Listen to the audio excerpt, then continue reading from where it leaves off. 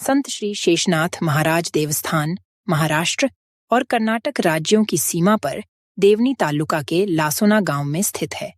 गुरु केशवनाथ की कृपा से वर्तमान के शेषनाथ और तत्कालीन बाबा राव का जन्म वर्ष सन 1880 के आसपास गुरुनाल गांव में एक सात्विक मराठा दंपत्ति श्री दशरथ हडबे और उनकी पत्नी रखुमाबाई के यहाँ हुआ। बचपन में बाबा राव के चंचल और जिद्दी व्यवहार को सुधारने के लिए उनको लासोना गांव के तत्कालीन पुलिस पाटिल पीराजी राव पाटिल ने नौकरी पर यानी कि पशुओं को संभालने रखा था। गर्मी की तपती धूप में बाबा राव अपने साथियों के साथ तरह तरह के चमत्कारी प्रदर्शन करते रहते थे। बाबा राव की इच्छा के विरुद्ध अपने माता पिता की आज्ञा का पालन करने के लिए राधाई से विवाह किया। रीति अनुसार दोनों ने गृहस्थी भी चलाई और संसार प्रारंभ हुआ। बाबा राव ने सोच समझकर निर्णय लिया कि उनका मन मस्तिष्क आध्यात्मिक है और वे आध्यात्मिकता अपनाकर ही समस्त जीवन का कल्याण कर सकते हैं और गुरु केशवनाथ महाराज के सिद्धांतों का पालन करके भी मोक्ष प्राप्त कर सकते हैं। शादी के कुछ साल बाद राधाई गर्भवती हो गईं, लेकिन बाबा राव का स्वभाव सांसारिक नहीं था।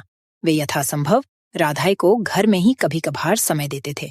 जब तक माँ रखुमाबाई जीवित थीं, बाबा राव कमोबेश सांसारिक थे। जैसे ही रखुमाबाई को भगवान की आज्ञा हो गई, बाबा राव सांसारिक मोहमाया के बंधन से मुक्त हो गए। उन्होंने संसार का त्याग करके सारे दुनिया के संसार को अपना संसार मान लिया।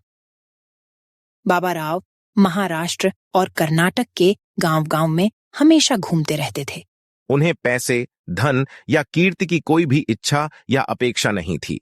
भक्तों के भलाई के लिए उन्होंने कियों बार प्रसंगोनुसार चमत्कार भी किए। पंच महाभूतों पर उनकी बेजोड़ पकड़ और मजबूत अधिकार भी था। वे कन्नड़ और मराठी ग्रामीण बोली भाषाओं में सभी को न्याय, नीति और सदाचार का उपदेश देते थे।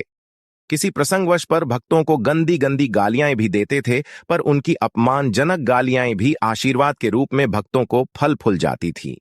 जीवन के सभी वर्गों के पुरुष, महिलाएं, युवा से लेकर बुजुर्ग, गरीब से अमीर और बर्बर से विद्वान तक, उनके यह सभी भक्त हुआ करते भक्त थे और आज भी हैं। 12 बंदी, लंगोट, फेटा, हाथ में लाठी यदि उपलब्ध हो तो घोघड़म, पैरों में खड़ांव, यह उनका सामान्य पोशाक था।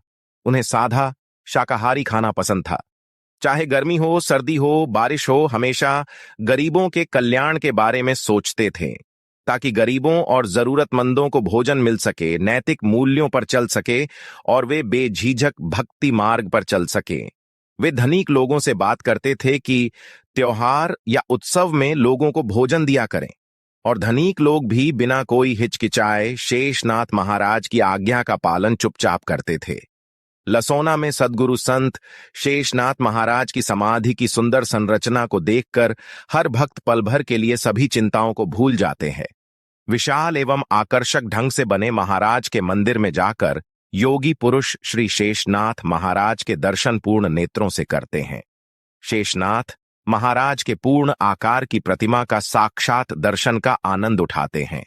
प्रतिमा देखते हुए अनजाने में ही अपने आप भक्ति भावनाओं महाराज के सामने हाथ जुड़ जाते हैं। बोलो शेषनाथ महाराज की जय।